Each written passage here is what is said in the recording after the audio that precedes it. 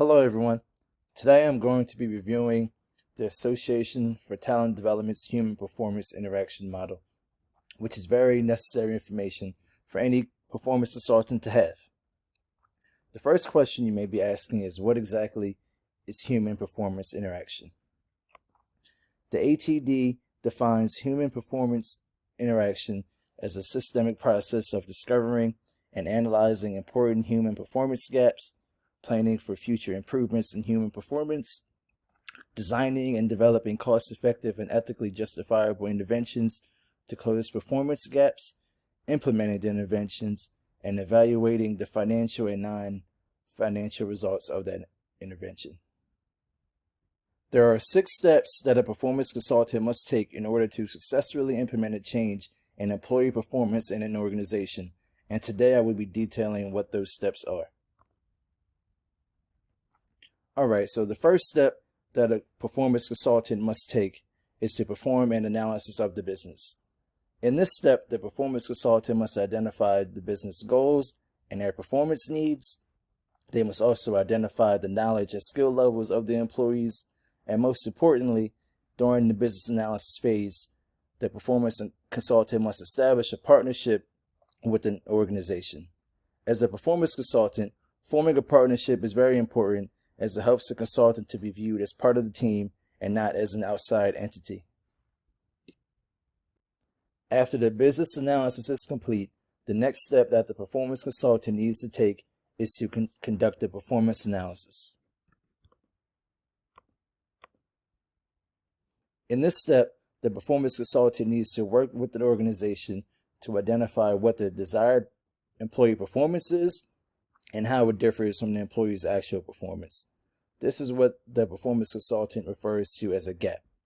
You may be asking yourself, what is a gap? A gap is a discrepancy between the current and desired performance levels. Once the gap is identified, the performance consultant must also determine the impact that the gap is having on the organization. These gaps can be financial or productivity related, but it is up to the performance consultant to identify exactly what these gaps are.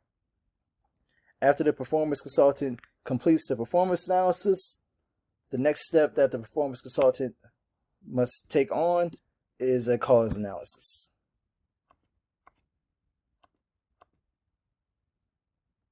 During this step, the performance consultant must work to identify the root cause of the performance gap that was identified during the performance analysis.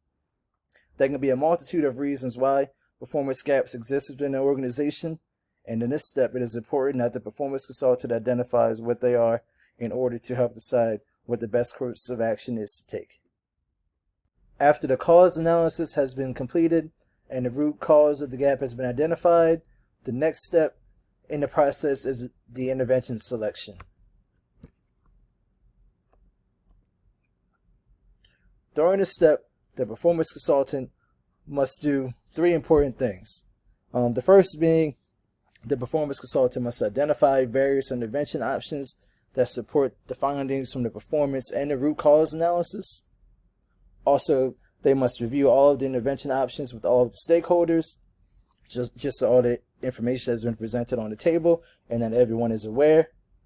And the third piece, and the most important, is that the performance consultant must provide the stakeholders with recommendations and work together with the organization to select the proper intervention. This is where that partnership that I referred to earlier comes into play.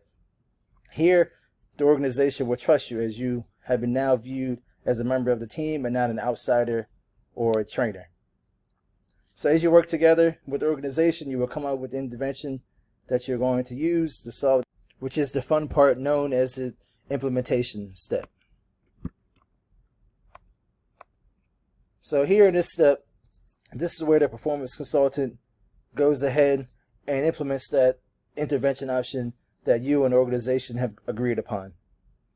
So while your intervention is being implemented, you also want to monitor the intervention and collect any data that is related to the intervention. The data that you collect here will help you in the next phase and the final phase of the HPI model, which is the evaluation phase. During the evaluation phase, the human performance consultant will evaluate and measure the data that was collected during the implementation. He will also review the data with the organization to determine if the intervention has been successful, and he will also continue to monitor changes post-intervention. So remember that the HPI model is data-driven, so it's very important to collect good data that supports your claims that the intervention is indeed working. Thank you everyone for watching my video, and please watch my next video, which describes the use case and how the HPI model can be used to resolve a performance gap. Thank you everyone.